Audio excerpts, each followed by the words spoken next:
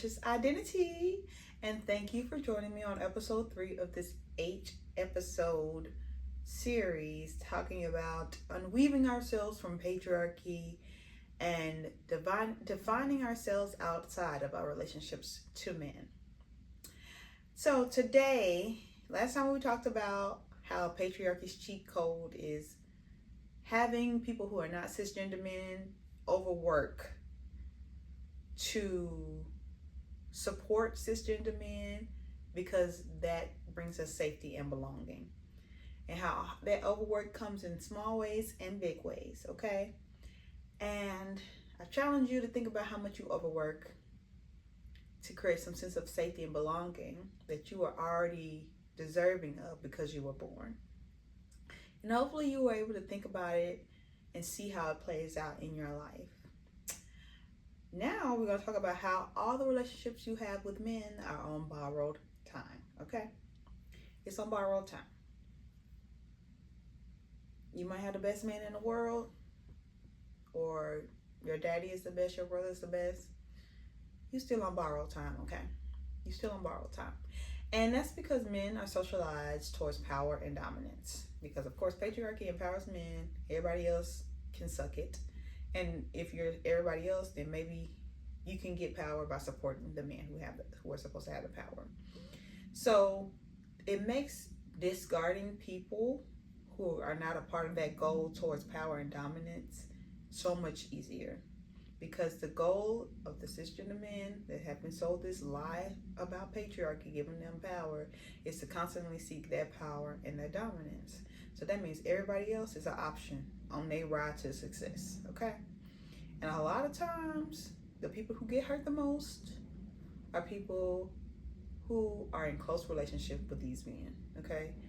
Because if you are not thinking about yourself, and if you're getting your power from uplifting these men or overworking for your safety and belonging, when that person is gone, when that man decides he wants to do something else for his power and dominance, guess what happens?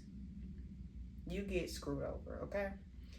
But there are so many ways where women try to buy back the time. They try to buy it back by being more loving, overworking, doing more things for the men, trying to buy back the time that is already borrowed so they can continue to have whatever safety and belonging, okay? Now,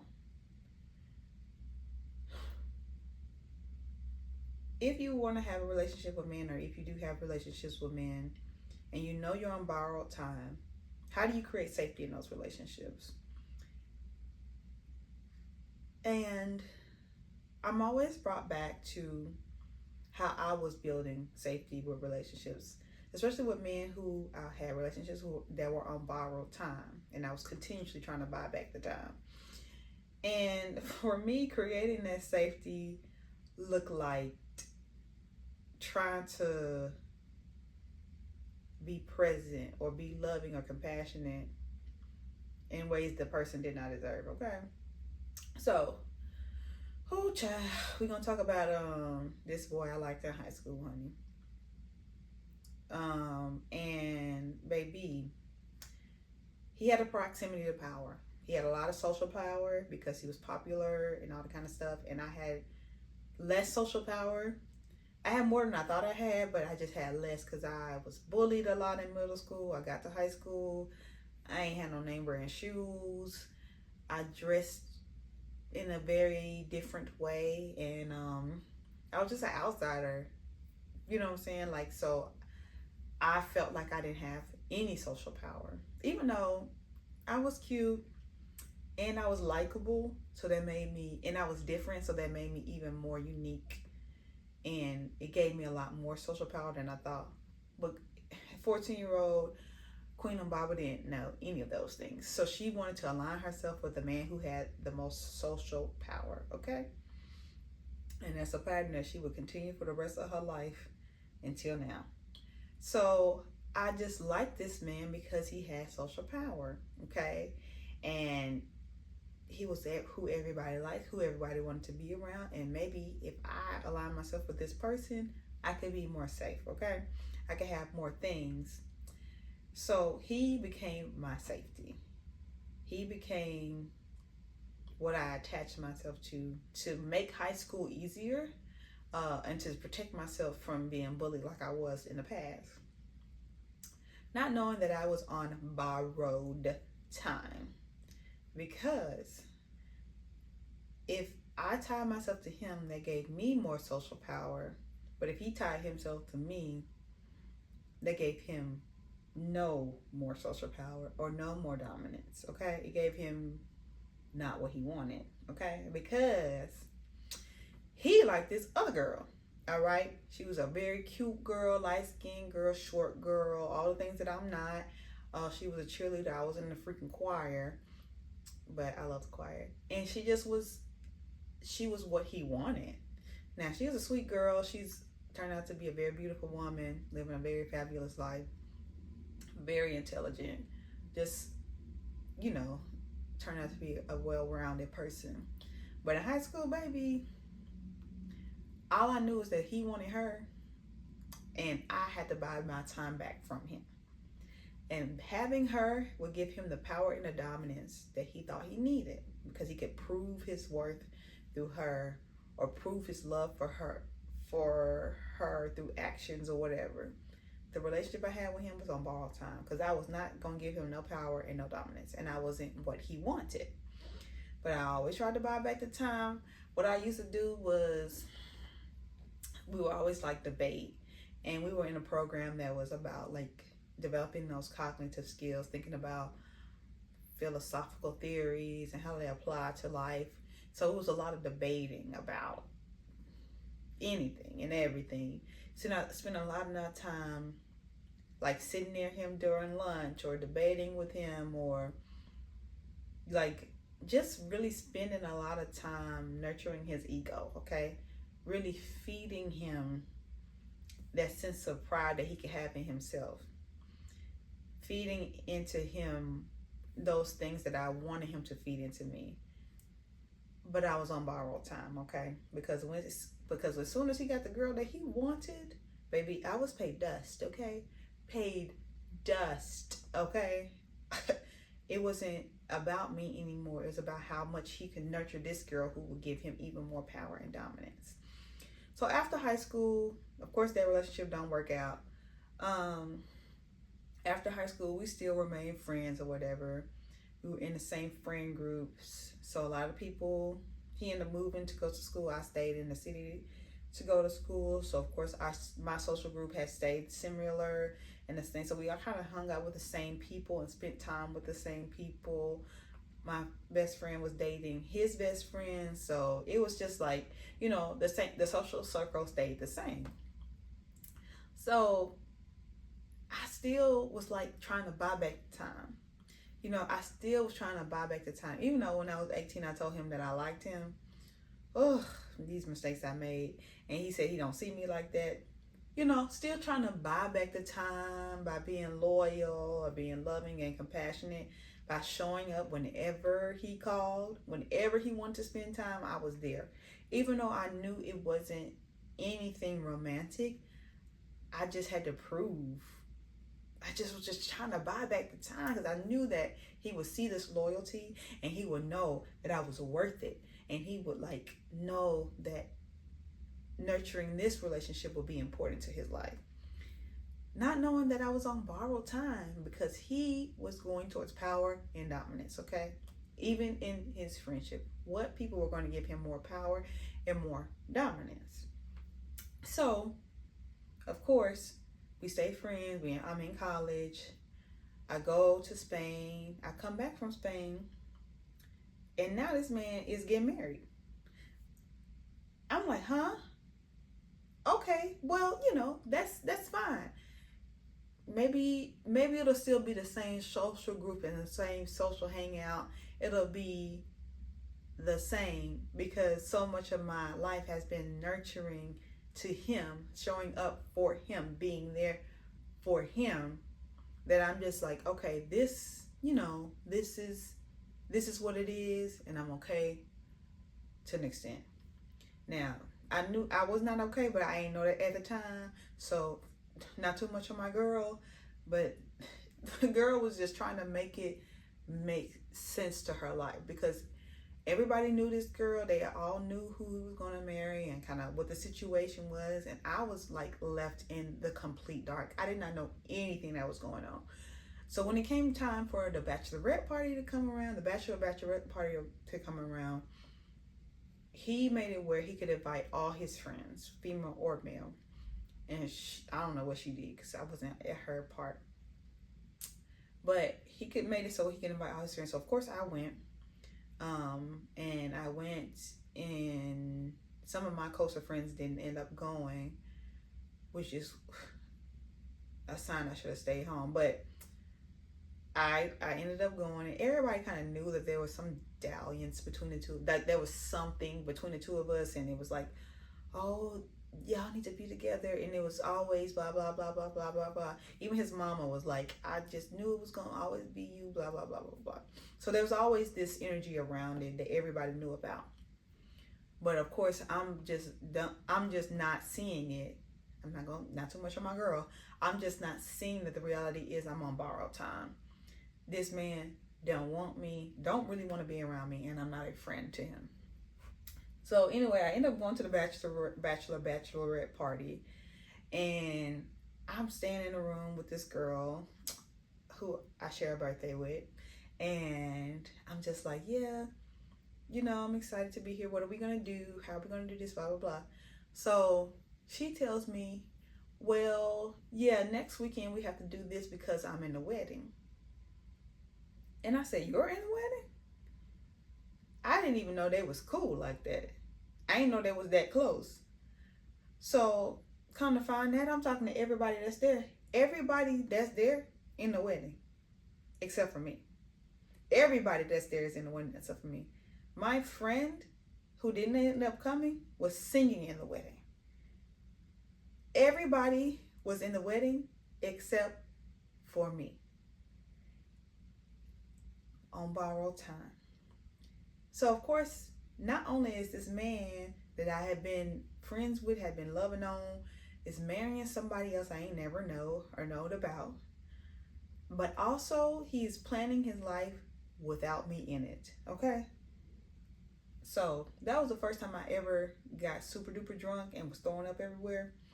And I was just a mess because I just didn't understand how I was excluded from something so important in this man's life when I had always shown up for him in everywhere I went. But I was on borrowed time. My place was not to be his friend.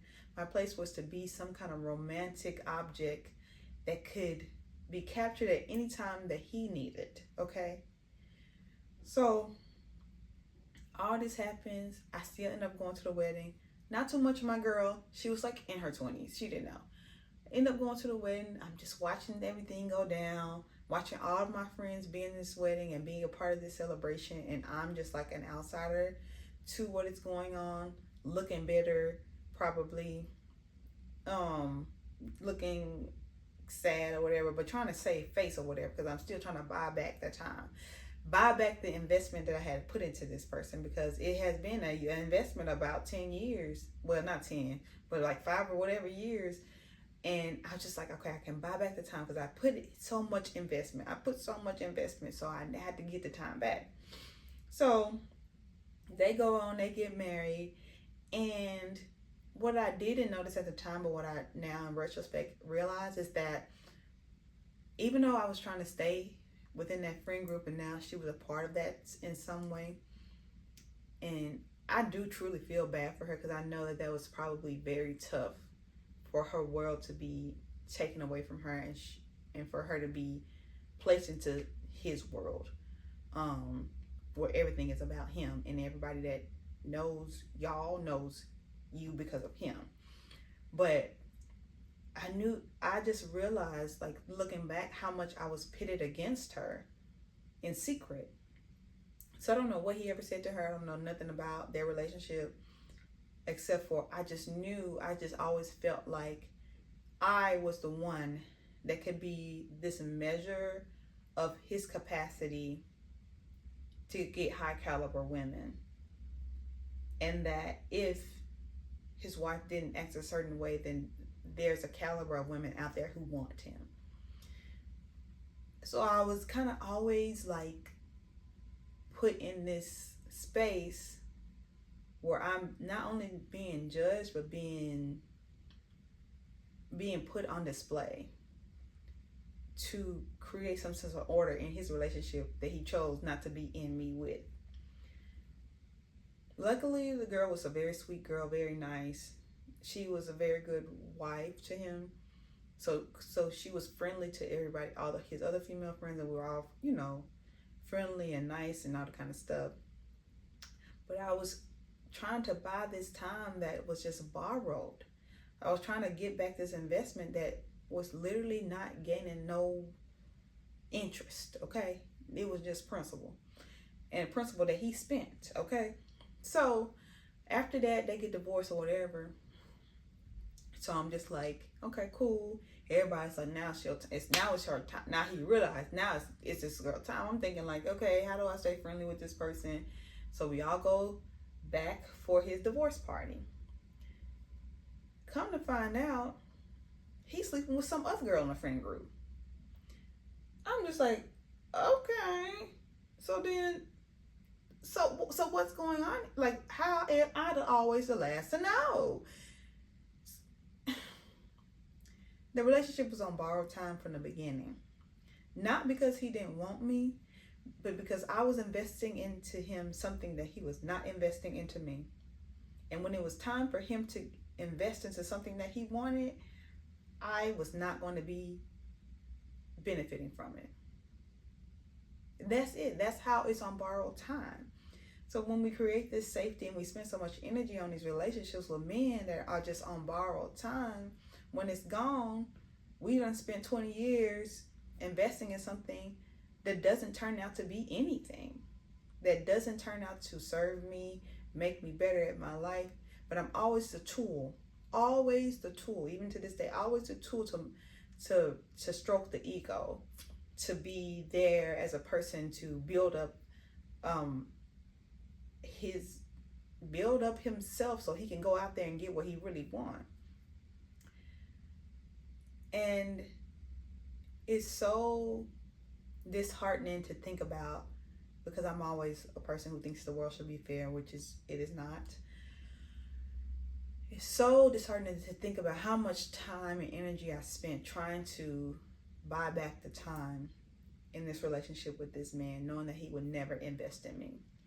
And it's not even about romantically, it's just like on a friendship level. I will always be something that was taken for granted, something that was needed to be there when he called, to be there when he wanted, or to be there when he needed. It was always on borrowed time. And I always feel like sometimes there should be a consequence for people who treat people poorly. And sometimes there ain't. It's not no consequence. They just get, you just get what you get. But I can't keep investing my energy and my safety and my time into relationships that are literally on borrowed time. And your relationship with a man is on borrowed time. Okay? So of course, I gotta talk about my girl Ashley and Tyler. I love Ashley, but it was the way she talked about herself on Love is Blind season 8. It was the way she talked about herself that kind of led us into the fact that she did not value herself. But of course she gets with this boy Tyler. He ends up warping her into his mess. He's in paternity suits because he has 3 children and he never told her about, and he downplayed the amount of relationship he had with those children. But her identity is so warped into this man. Her investment is so warped into this man. She over here fighting his battles, blocking people that say anything bad about him, blocking people that want her to leave this man. And she spent a lot of her time in mess because of something that this man did that was a disservice to her and her humanity. They end up getting divorced, of course, because why would that work? Why would it work with somebody who continuously lies and does not invest anything into you except for lies?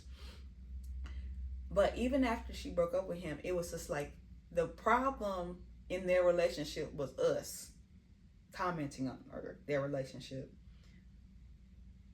So for her, she saw us as the enemy in this thing that was literally not our fault. But she's continuously trying to buy back the time, trying to make the investment worth something, because so much of her identity was wrapped into this man, and so much of her identity was wrapped into being a mother. So much of her identity was wrapped into doing things differently than her mother, because her mother was a single mother. Now, it's hard to separate ourselves from this fantasy and this dream of romantic relationship with men being a return on the investment. But your relationship with this man cannot be the interest that you're trying to get from this investment, because it's never going to be, it's not going to be enough for you, but it ain't going to do nothing for you. Honestly, it's probably going to make your life a little bit harder, because now you got to clean up after him. And then if you have these children, now your body's going to change, your mind's going to change, your priorities are going to change. If you decide not to have children with him, your mental load is still going to change. Like the way you cook has to change, the way you dress, the way you have to be becomes more about building something that he doesn't necessarily have to invest in outside of financially, because that's the way patriarchy is set up. So our relationships with men are on borrowed time, because they're engineered, they're socialized to go after power and dominance. So when the power comes, the next power comes, the next dominance comes, they can do whatever they want to do, and you're just left in the dust, because we're taught so much to cater to the people, the cisgender men who are in power. All right? It's on borrowed time, okay? It's on borrowed time. And a lot of the ways we try to get back the investment that we put into men, because we think that these men are going to emotionally regulate us, okay? For Ashley, the way she talked about her childhood and her mother being a single mother, it was so much of this longing for a man to make this dream come true for their family, for a man to create some sense of emotional regulation in the household. As a child of a single mother, you understand how much work and anxiety and depression and emotional dysregulation happens, because one person is carrying the weight of the household and the rearing of the household. One person is working, providing, coming home to care, clean, cook for these people who don't have the capacity to do that for themselves yet. So you kind of see this person doing so much, and you want them to not have to feel like they have to carry this burden and this weight alone. And so you're thinking like, okay, if a man was here, then it would be more fair, and she could be more relaxed, and we could be more safe, and we could be more regulated. So now that comes into your mind where it's like, okay, if I had this man, I would be more relaxed, I would be more safe, and I'd be more regulated, okay? So then you spend so much time investing into him, buying back the time, so you can get back that sense of emotional safety, so you can get back that sense of that emotional regulation, when it's never turning out like that. Even if you have the most perfect man in the world, you still not getting no emotional regulation from a person who was not taught to take care of their emotional selves. How is that gonna happen? Your safety can't be wrapped up in him, because what if he in a bad mood? Because he a human being. What if he can't show up because he's a human being? So now what? Are you just gonna be dysregulated for the rest of your life? The relationship with men is on borrowed time. And it has as much to do with their gender and their socialization as it has to do with them being just a different human being who is not in your body. Okay? So we have to really learn how to regulate ourselves, okay? We have to learn how to take care of ourselves and to trust ourselves, That even if the worst thing happens, I can handle it. Okay? Not that we're inviting the energy of the worst thing happening, but a lot of the fear behind losing a man or losing relationships with men is that I won't be able to take care of myself if this does not work out. And that's just not true. You got to be able to trust yourself that even if this marriage ended, even if this relationship broke up, even if this man fired me, I can take care of myself and I can regulate myself. Because those are skills that you can take anywhere and everywhere. I'm telling you now, as a girl who's looking for a job right now, in the most craziest way, okay, trying to create safety for myself, I have to regulate my emotions. And it's not fair because I shouldn't have to regulate my emotions and try to create my own safety, but that's just how life has turned out. But now I can trust myself more and say whatever happens, I can take care of myself, I can protect myself, and I can regulate myself. And now I'm less in the desire to depend on some other romantic partner, some man, some whatever, to create that regulation and emotional safety for me. Okay? Because all the tools that I have that I thought that we're using to cope with, especially the tool of being in a relationship with men, being there for men, investing a lot of time and energy in men so I can get some sense of safety, emotional regulation, all those tools have been dismantled. And now it's just up to me. And I feel like that's a beautiful thing to have. Even if you are going to stay in relationship with these men, or you have to be some places that involve you uplifting men in this patriarchal system because it's just the way it is, you can still regulate yourself. You should still take care of yourself.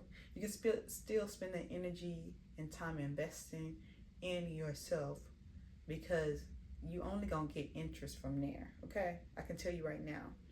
Even if you had a perfect man today and he died tomorrow, then what? What, you gonna be just emotionally distraught? Like forever? Like forever? No, you're gonna have to continue living, continue building yourself up, to continue getting to know yourself. At the end of the day, our relationships with men are on borrowed time because of how they're socialized to go after power and dominance, but also because they're just human beings and they are not in your body. So how do we learn how to regulate ourselves? How do we learn how to talk to ourselves in a way that gives us a sense of safety? I think for me, it's a lot easier because I'm a single woman. I ain't got no kids, so I don't really have to worry about nobody else. It's a lot of meditation. It's a lot of journaling. It's a lot of doing projects that I want to do. It's a lot of introspection, a lot of questioning, a lot of challenging, a lot of therapy, a lot of nature, a lot of dressing, a lot of looking cute, a lot of hope, because that can soothe my nervous system and helps me be able to take care of me. So whatever lifestyle you choose to live, whether it is finding yourselves in relationship with men or not, how do you take care of yourself so you're not investing into something that's not going to give you a return in the way that you truly need it? Okay? In that emotional, intimate way that only you can do. Because putting so much hope and investment into somebody else for the hope that they will give you something that you've been missing your entire life is a waste. It's a waste. So how do you bring that investment back to yourself? I hope that helps.